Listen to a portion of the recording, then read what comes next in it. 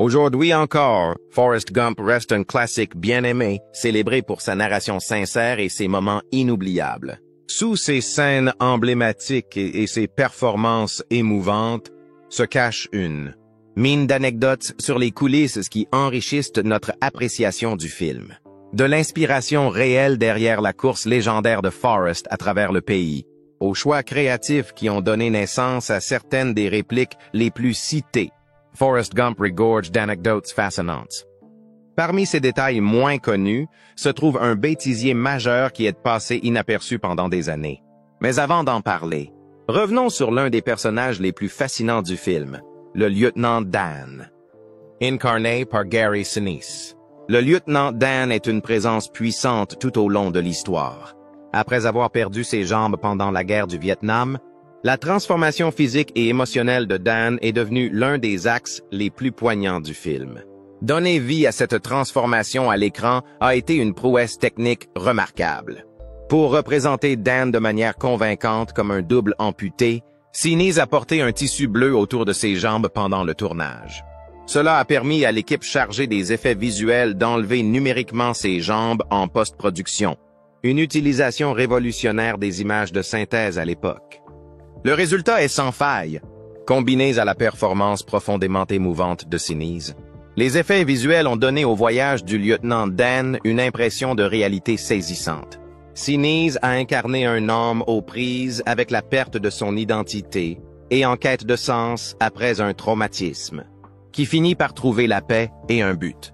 L'évolution de son personnage a trouvé un écho puissant auprès du public et, à ce jour, le lieutenant Dan reste l'un des éléments les plus durables et les plus marquants de Forrest Gump.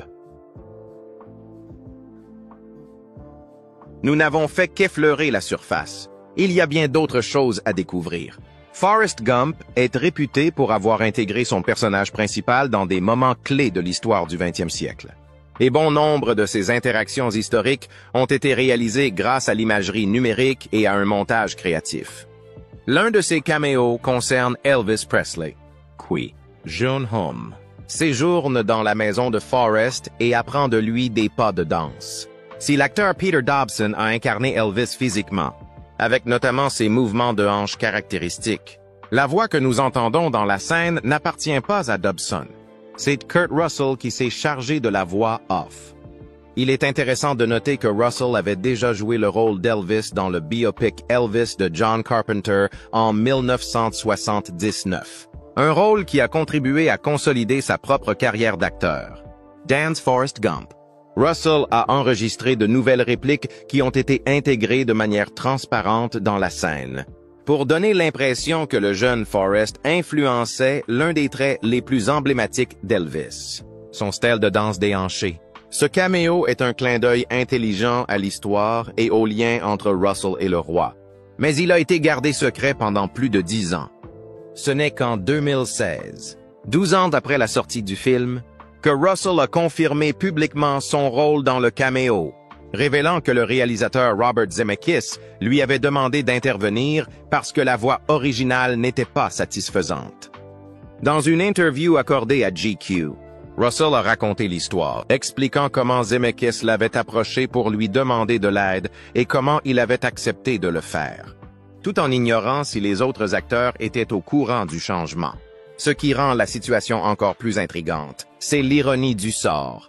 Alors que Russell a fait la voix d'Elvis pour Forrest Gump, il ne l'a pas fait pour Elvis. Dans le biopic, c'est le chanteur Ronnie McDowell qui assure le chant. Le caméo est resté un secret bien gardé, ce qui, à l'heure des spoilers sur Internet, serait presque impossible à maintenir. Le mélange d'éléments fictifs et historiques est l'une des caractéristiques les plus marquantes du film, permettant aux spectateurs d'assister à des moments emblématiques de l'histoire des États-Unis. À travers les yeux d'un personnage ordinaire mais extraordinaire. La rencontre de Forrest avec le président John F. Kennedy est l'un de ces exemples où la réalité et la fiction s'entrechoquent. Dans le film, Forrest est nommé dans l'équipe All-America et invité à la Maison-Blanche, où il rencontre JFK. Cependant, cet événement est historiquement inexact, car l'Associated Press n'a annoncé son équipe All-America que le 6 décembre 1963, 2 semaines après l'assassinat de Kennedy. En réalité, il aurait été impossible pour Forrest de rencontrer JFK dans ces circonstances. Malgré cette incohérence, la scène sert un objectif narratif plus important. Elle crée un moment où les réalisations fictives de Forrest sont juxtaposées à un événement historique important, ce qui permet au film d'offrir une réimagination ludique de l'histoire. Ce faisant, Forrest Gump met en évidence le thème d'un héros improbable dont la vie croise des étapes culturelles et politiques majeures, mêlant fantaisie et réalité d'une manière qui souligne la nature à la fois fantastique et touchante de l'histoire. Le public est entraîné dans la magie du voyage de Forrest, tout en sachant parfaitement qu'il s'agit d'une fiction, mais il reste captivé par l'intégration parfaite de ces moments clés dans la vie du personnage. Le point suivant peut sembler anodin à première vue, mais il a une signification plus profonde. Le bang de Forrest Gump est une pièce mémorable de l'histoire du cinéma, jouant un rôle important dans les scènes emblématiques du film. Situé à Chippewa Square, à Savannah, en Géorgie, ce banc en fibre de verre sans prétention est devenu l'un des accessoires de cinéma les plus reconnaissables de tous les temps.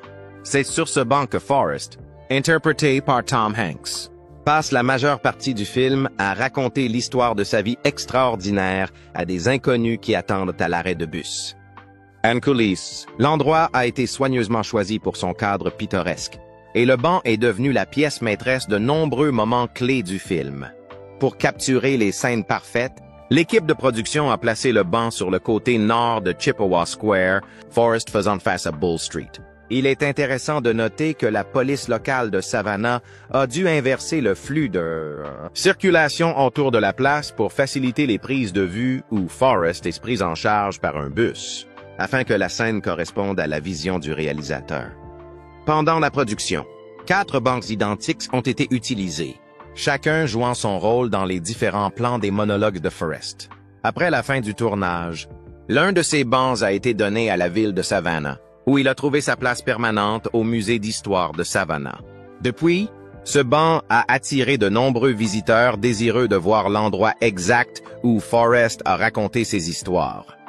Si les fans ne peuvent pas s'asseoir sur le banc lui-même, car il est conservé derrière des barrières de protection, ils peuvent l'admirer de près et même participer à une visite guidée du film Forrest Gump, qui comprend une visite de la célèbre place où les scènes ont été tournées. Les 3 autres bancs restent des objets de collection de grande valeur, dont on ignore à peu près où ils se trouvent. Comme les pantoufles de rubis portées par Judy Garland dans Le Magicien d'Oz, ces accessoires ont été vendus aux enchères à des prix faramineux. Malgré son apparence simple, le banc a été immortalisé au cinéma et dans le cœur des fans du monde entier. Numéro 16. L'épuisement par la chaleur de Jimmy Carter. Vous souvenez-vous de la célèbre course de 3 ans de Forrest à travers les États-Unis? Eh bien, il y a un petit détail qui vous a peut-être échappé. Alors que Forrest passe en courant devant le salon de coiffure d'une petite ville, il entend à la télévision un reportage informant le public que le président Jimmy Carter a souffert d'un épuisement dû à la chaleur. Cet événement, qui s'est produit le 15 septembre 1979 dans la vie réelle, est présenté comme un moment qui capte l'attention de Forrest, ajoutant une couche de pertinence historique à son voyage par ailleurs imprévisible. Cependant, la façon ludique dont le film aborde l'histoire conduit à certaines divergences. Selon l'histoire du film, Forrest commence sa course épique, ce qui semble être le 5 juillet 1976, c'est-à-dire avant que Jimmy Carter n'accède à la présidence en janvier 1977, ce qui crée une contradiction puisque Carter n'était pas encore président au moment où Forrest a commencé sa course. Ce mélange des chronologies a été fait simplement pour insérer Forrest dans des moments historiques cruciaux d'une manière qui reflète son influence involontaire, mais significative sur l'histoire. Voici un autre fait en coulisses que vous ne connaissiez peut-être pas. Numéro 15. Des conditions de tournage épouvantables. Lors d'une table ronde au New Yorker Live, Tom Hanks a évoqué l'expérience physique et mentale éprouvante du tournage de Forrest Gump. L'une des séquences les plus emblématiques et les plus importantes sur le plan émotionnel du film, celle où Forrest traverse le pays en courant, a demandé un effort considérable. Hanks a expliqué que ce montage ne consistait pas simplement à filmer quelques moments clés dans un seul endroit. Au contraire, l'équipe de production a dû se rendre dans différents endroits à travers les États-Unis, afin de capturer la beauté authentique des différents paysages. Comme on peut l'imaginer, cela a considérablement alourdi la charge de travail. Pendant 27 jours consécutifs, Hanks a dû enfiler plusieurs fois son costume, courir pendant plusieurs heures dans différentes parties du pays, puis s'envoler immédiatement vers le lieu suivant pour répéter le processus. Ces scènes à travers le pays étaient physiquement épuisantes, car elles nécessitaient des mouvements et des déplacements constants, sans beaucoup de repos entre les deux. Les interminables séquences de course ont épuisé Hanks, et la fatigue accumulée a eu raison de lui. Le programme exigeant des scènes de course lui a laissé peu d'énergie pour d'autres parties importantes du film, notamment les séquences sur le banc du parc, Riches and Dialogue. Ces scènes, qui sont devenues la pierre angulaire de la narration de Forrest dans le film, ont été tournées en 1 jour et demi seulement. Bien que ces scènes soient essentielles à la narration du film, Hanks s'est souvenu qu'il était complètement épuisé au moment du tournage. Il s'était forcé de rester concentré au milieu des océans de dialogues qu'il devait prononcer. En parlant de ces dialogues, avez-vous remarqué son accent du Sud? 14. Son accent méridional, pour rendre l'authenticité des racines de Forrest en Alabama. Hanks a dû perfectionner l'accent méridional de manière à ce qu'il sonne naturel et non forcé. Il est intéressant de noter que, plutôt que de s'appuyer sur un apprentissage traditionnel du dialecte, Hanks a modelé son accent sur celui du jeune acteur qui a joué la version enfantine de Forrest, Michael Connor Humphreys. Humphreys, originaire du Mississippi, avait un accent sudiste naturellement doux, et Hanks a pris grand soin d'imiter ses schémas d'élocution. Cela a permis de créer une voix cohérente pour les versions jeunes et adultes du personnage. La collaboration entre Hanks et Humphreys pour l'élaboration de l'accent a joué un rôle déterminant dans le succès du film. L'engagement de Hanks pour obtenir un accent correct a porté ses fruits, puisque son interprétation a non seulement été acclamée par la critique, mais lui a également valu l'Oscar du meilleur acteur. Michael Connor Humphreys a quant à lui été récompensé par un Young Artist Award pour son rôle du jeune Forrest. Son authentique accent du Sud et sa représentation naturelle des premières années du personnage ont contribué à jeter les bases de l'interprétation emblématique de Hanks. Tries. Pas de salaire pour Tom Hanks. Au lieu de recevoir un salaire traditionnel, pour son rôle dans la superproduction de 1994, Tom Hanks a choisi de négocier des points de pourcentage, ce qui signifie qu'il recevrait une partie des bénéfices globaux du film. Cette décision reflète le caractère de Forrest lui-même, qui a fait preuve d'un sens intuitif de la prévoyance financière tout au long du film. À l'époque, le film était un pari. Bien que l'équipe de production et Hanks aient cru au succès potentiel du film, personne n'aurait pu prédire à quel point il deviendrait monumental. Forrest Gump a rapporté plus de 678 millions de dollars dans le monde entier, devenant ainsi l'un des films les plus rentables de l'année. Grâce à son contrat de points de pourcentage, Hanks a récolté les bénéfices lorsque le film a dépassé les attentes. À la fin de la durée de vie du film, on estime qu'il a gagné environ 65 millions de dollars, bien plus que ce qu'il aurait reçu avec un salaire normal. 12. La prothèse labiale. Benjamin Buford, Bubba Blue, interprété par Michael T. Williamson, est l'un des personnages secondaires les plus marquants du film. Connu pour son discours distinctif et sa grande lèvre inférieure, Bubba est un personnage clé de la période où Forrest a participé à la guerre du Vietnam et de son entreprise de crevettes. Cependant, l'apparence emblématique de Bubba, en particulier sa lèvre inférieure proéminente, n'était pas quelque chose que Williamson possédait naturellement.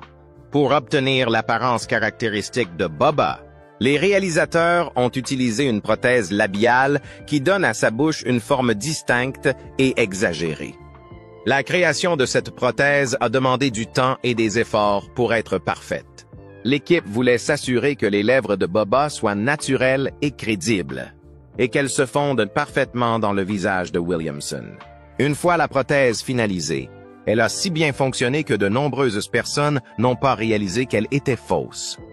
L'interprétation de Bubba par Mykelti Williamson, avec sa voix douce et son obsession pour les crevettes, est devenue un élément très apprécié du film, ajoutant de la profondeur à l'histoire de Forrest.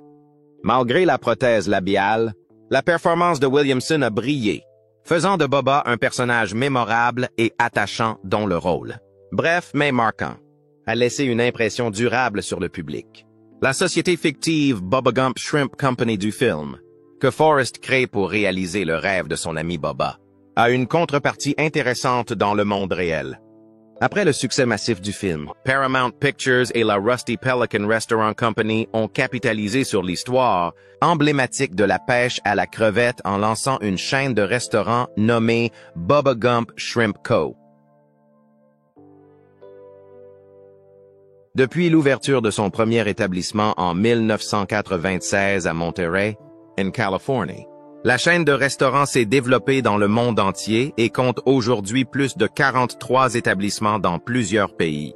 Ces restaurants proposent des plats de fruits de mer, souvent à base de crevettes, et plongent leurs clients dans l'ambiance du film Forrest Gump, en y incorporant des souvenirs et des références du film.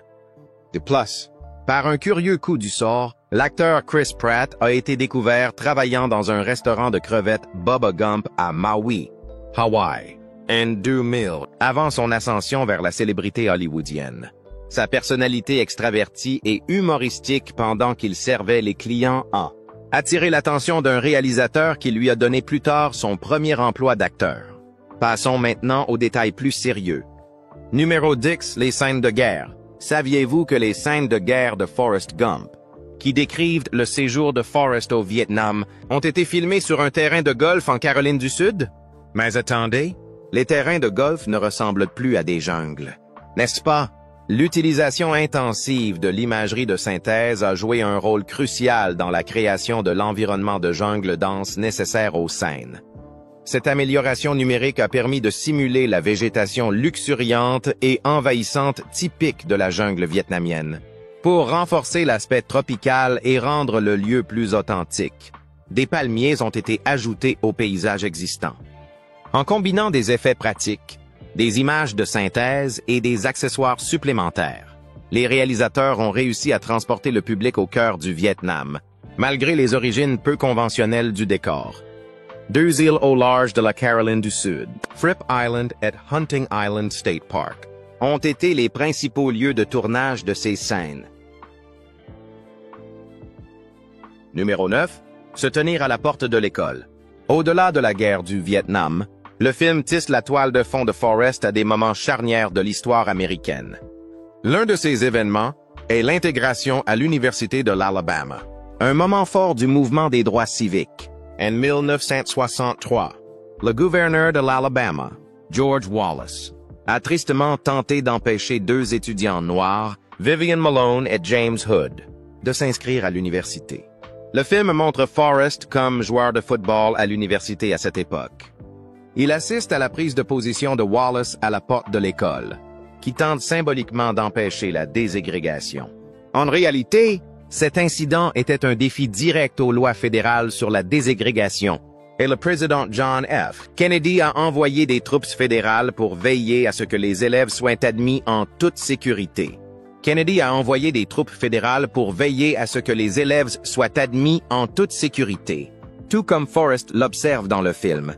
L'incident réel impliquant la prise de position du gouverneur George Wallace à l'Université de l'Alabama s'est produit le 11 juin 1963 et a constitué un moment clé dans la lutte pour les droits civiques aux États-Unis. Au début des années 1960, le mouvement des droits civiques militait en faveur de la déségrégation des institutions publiques et de la protection du droit de vote des Noirs américains. L'Université de l'Alabama, comme beaucoup d'autres établissements publics du Sud, pratiquait la ségrégation raciale.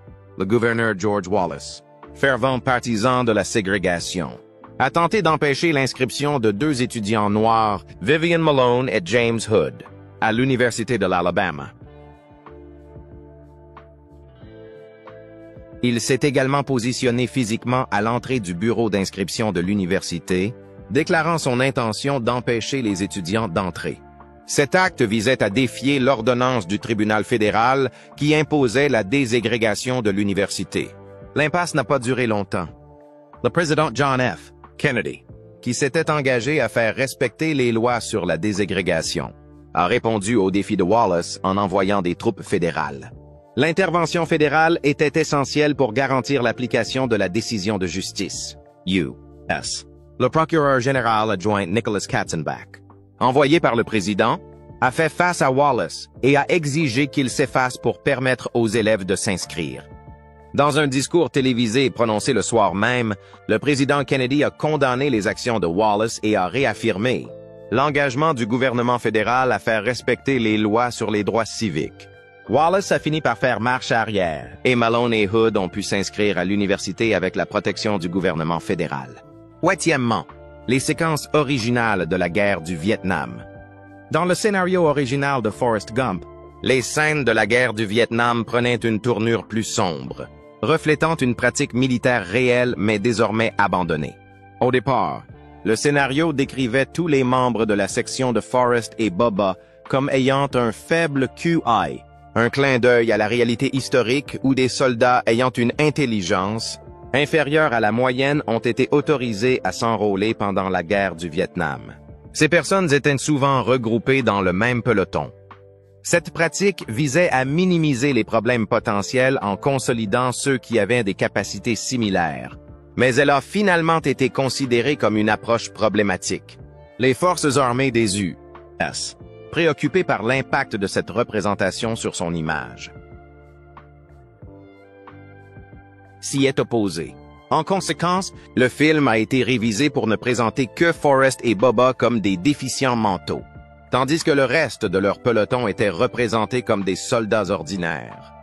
Malgré cet ajustement, Forrest Gump a été félicité pour sa représentation de la guerre du Vietnam par l'historien militaire Bill Allison. Bill Allison a souligné la précision surprenante avec laquelle le film dépeint la nature chaotique et périlleuse de la guerre. Il s'est particulièrement attardé sur une scène d'embuscade où Forrest sauve Bubba, notant que les embuscades étaient une tactique courante utilisée par le Viet Cong pour éviter la confrontation directe et maintenir la dissimulation. Allison a souligné que la représentation de ces embuscades dans le film est conforme aux récits historiques, où les soldats américains et de l'ARVN ont souvent affronté des ennemis invisibles dans des environnements denses et difficiles. En outre, le film reflète fidèlement d'autres éléments de la guerre du Vietnam. Par exemple, les pluies diluviennes qui se sont abattues sur le pays ont été représentées de manière réaliste. Le terme « humping », utilisé dans le film, était en effet un argot militaire courant pour désigner la marche ou le défilé pendant la guerre. Cependant, si Forrest Gump a réussi à capturer certaines des réalités de la guerre, il l'a fait avec un certain degré de légèreté qui a atténué la nature sinistre et prolongée du conflit. La guerre du Vietnam, la plus longue de l'histoire des U.S. La guerre du Vietnam, la plus longue de l'histoire des États-Unis, a été marquée par l'incertitude et la désillusion. De nombreux soldats s'interrogeant sur le bien fondé de leur engagement. Maintenant, révélons un détail important en coulisses dont vous n'avez jamais entendu parler. Septièmement, emmener les enfants au travail. Dans la scène mémorable de Forrest Gump, où le jeune Forrest monte dans le bus scolaire, il se heurte au refus de 2 enfants avant que Jenny ne lui offre un siège. Ce qui ajoute une couche intéressante à cette scène, c'est que ces 2 enfants n'étaient pas des acteurs professionnels. Le garçon qui rejette Forrest est Alexander Zemeckis, le fils du réalisateur Robert Zemeckis. La fille qui le rejette également est Elizabeth Hanks, le fils de Tom Hanks. Cette scène est importante, car elle met en lumière un moment charnière dans la vie de Forrest. Le premier jour d'école, l'acte de gentillesse de Jenny, qui offre à Forrest le siège à côté d'elle, marque le début d'une profonde amitié. Forrest se souviendra plus tard de ce moment avec une profonde affection, décrivant Jenny comme un ange et notant qu'il n'avait jamais rien vu d'aussi beau de toute sa vie. Leur lien, que Forrest décrit comme étant comme des pois et des carottes, devient un thème central de l'histoire. Jenny aide Forrest à surmonter les difficultés de l'enfance, en lui apprenant à lire et à grimper aux arbres. Le rôle de Jenny dans la vie de Forrest est particulièrement poignant, compte tenu de son propre passé difficile. Sa mère est décédée lorsqu'elle était jeune, la laissant à la charge d'un père veuf et violent. La vie familiale de Jenny a été marquée par les abus, ce qui a rendu son amitié avec Forrest d'autant plus importante. Pour Jenny, le temps qu'elle passait avec Forrest constituait un sanctuaire par rapport à son foyer perturbé, lui offrant un aperçu de la normalité et du soutien au milieu de ses difficultés. Saviez-vous que Tom Hanks n'était pas le choix initial pour le rôle emblématique de Forrest Gump? Initialement, des acteurs tels que John Travolta, Bill Murray et Chevy Chase s'étaient vus proposer le rôle, mais ils ont finalement refusé. John Travolta, en particulier, a depuis regretté sa décision. Dans une interview accordée à MTV en 2007, Travolta est revenu sur le fait d'avoir refusé des rôles comme celui de Forrest Gump, reconnaissant que même s'il se sentait bien dans les carrières alternatives qu'il avait suivies, il regrettait un peu le chemin parcouru. De même, le rôle de Booba, qui a finalement été attribué à Michael T. Williamson, a également été proposé à plusieurs autres acteurs. David Alan Grier, Ice Cube et Dave Chappelle figuraient parmi les candidats envisagés. Ice Cube, en particulier, s'est senti mal à l'aise à l'idée d'interpréter un personnage handicapé et a décidé de ne pas le faire. Dave Chappelle, qui a admis plus tard avoir sous-estimé le succès potentiel du film, a refusé le rôle parce qu'il craignait de perpétuer des stéréotypes raciaux qui pourraient avoir un impact négatif sur sa carrière. David Alan Grier a par la suite regretté d'avoir raté l'occasion. En discutant en 2018 dans l'émission Busy Tonight de Busy Phillips, Ice Cube, qui conciliait sa carrière d'acteur et de musicien à l'époque, aurait également regretté d'avoir laissé passer le film après qu'il ait connu un succès remarquable. Le rôle de Jenny Curran a lui aussi fait l'objet d'un casting intéressant. Jodie Foster, Nicole Kidman et Demi Moore ont toutes été envisagées avant que Robin Wright n'endosse finalement le rôle. L'interprétation de Wright lui a valu des nominations aux Golden Globes et au SAG, ce qui témoigne de sa remarquable contribution au film. Enfin, Kevin Bacon a d'abord été envisagé pour le rôle du lieutenant Dan avant d'être proposé à Gary Sinise, ce qui lui a permis d'offrir une performance mémorable et marquante au personnage. Numéro 5. Tom Hanks a financé la course. La course à pied emblématique de Forrest Gump s'étend sur 7 minutes mémorables, mais elle a failli ne pas figurer dans le film en raison de contraintes budgétaires. Selon Tom Hanks, dans une interview accordée à l'émission In Depth with Graham Benzinger, Paramount Pictures, le studio à l'origine du film, était réticent à financer l'ambitieuse séquence de la course à pied en raison de son coût élevé. Cependant, le réalisateur Robert Zemeckis était convaincu que la course était un élément essentiel du film et était déterminé à l'inclure. Face all refused to studio. Zemeckis s'est tourné vers Hanks pour obtenir de l'aide. Hanks a révélé que Zemeckis lui avait fait une proposition. Ils partageraient tous les deux la somme nécessaire à la réalisation de la séquence. Hanks a accepté cet arrangement. Zemeckis et lui ont personnellement financé la course en échange d'une plus grande part des bénéfices du film. L'investissement s'est avéré payant et a donné lieu à l'une des séquences les plus mémorables du film. Dans cette séquence, Gump, après avoir subi une perte personnelle et réfléchi à sa vie, décide spontanément de courir à travers l'Amérique. Ce voyage, qu'il entreprend sans raison particulière, captive la nation. Les gens le rejoignent et adoptent même des slogans inspirés de sa course, comme le célèbre logo Shit Happens et le t-shirt Smiley Face. La course se termine par un Gump barbu et aux cheveux longs qui s'arrête au milieu d'une route et déclare à ses partisans « Je suis assez fatigué. Je pense que je vais rentrer chez moi maintenant. » La scène de la plume dans Forrest Gump est l'un des moments les plus emblématiques et symboliques du film, contrairement à la croyance populaire. Le vol hypnotique de la plume n'a pas été réalisé en images de synthèse. Les cinéastes ont utilisé une vraie plume, filmée sur un écran bleu. Différents vols de la plume ont été capturés, puis combinés numériquement pour obtenir les mouvements souples et fluides que l'on voit à l'écran. Cette méthode, bien que complexe, a permis d'obtenir un aspect plus organique que ce qui aurait pu être obtenu avec des images de synthèse. La plume apparaît pour la première fois dans la séquence d'ouverture du film, flottant doucement dans l'air avant de se poser aux pieds de Forrest. Forrest la ramasse et la place dans sa valise, ce qui signifie le début de son histoire. Ce moment donne le ton du récit, incarnant la philosophie de vie de Forrest qui accepte le hasard du destin et se laisse porter par le courant. La plume réapparaît à la fin du film, peu après que Forrest a envoyé son fils à l'école. Cette réapparition de la plume souligne son rôle de métaphore du parcours de Forrest, qui a été marqué par des événements fortuits et par les vents de la fortune qui l'ont guidé. L'image récurrente de la plume nous rappelle la vision à la fois simple et profonde que Forrest a de la vie. À l'instar de la plume, l'orientation de la vie est souvent déterminée par les caprices du destin. Troisièmement, le grip. Tom Hanks souffrait de la grippe lors du tournage des scènes de football du film. Ces scènes l'ont obligé à courir sur toute la longueur du terrain de football à plusieurs reprises. Une tâche qui est physiquement exigeante dans des circonstances normales. La nécessité de courir d'un bout à l'autre du terrain, combinée aux symptômes de la grippe de Hanks, a rendu cette partie particulièrement exténuante. L'engagement de Hanks dans le rôle était évident malgré sa maladie. Les scènes de football ont joué un rôle crucial dans la représentation des prouesses athlétiques de Forrest Gump et de son parcours dans le football universitaire. Le caractère physique de ces scènes exigeait non seulement de la résistance et de l'endurance, mais aussi la capacité de maintenir un niveau d'énergie élevé et de jouer de manière convaincante en dépit de la grippe. Il est intéressant de noter que l'expérience de Hanks est parallèle aux événements réels qui ont inspiré le film.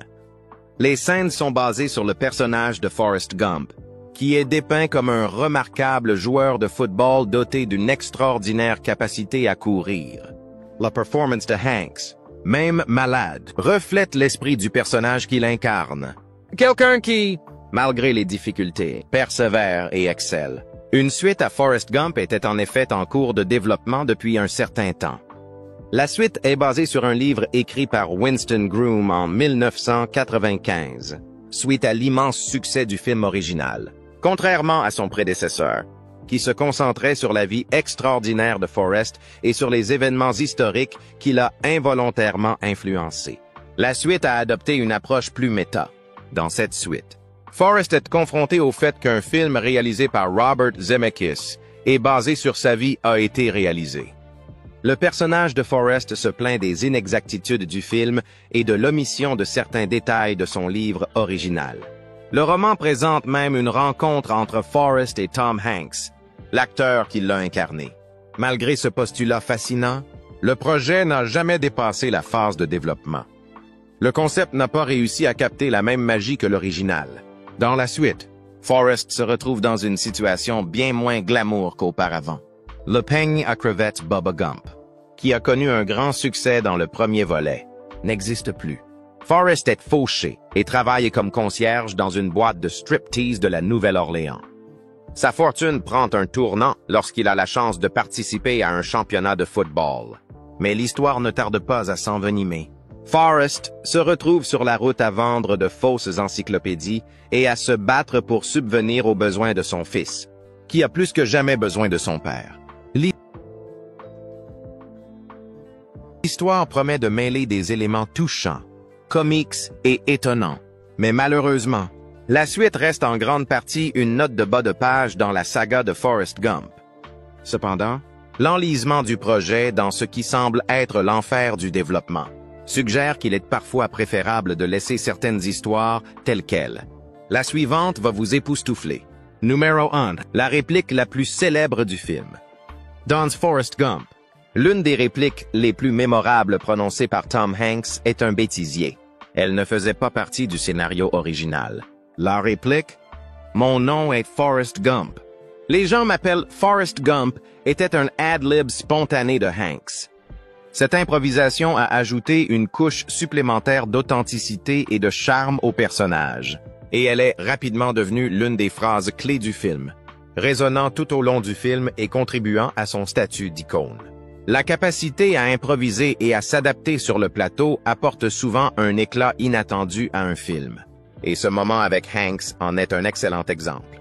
Il montre comment l'alchimie entre l'acteur et le personnage peut donner lieu à des moments mémorables et percutants qui transcendent le scénario. Cette phrase est devenue la marque de fabrique du personnage simple et sans prétention de Forrest Gump. Voilà, c'est tout pour l'instant. Merci d'avoir regardé. Si vous avez aimé cette vidéo, n'hésitez pas à l'aimer, à laisser un commentaire et à vous abonner pour ne pas manquer nos nouveaux téléchargements. Ne manquez pas non plus cette vidéo que vous voyez sur votre écran en ce moment. C'est vraiment incroyable.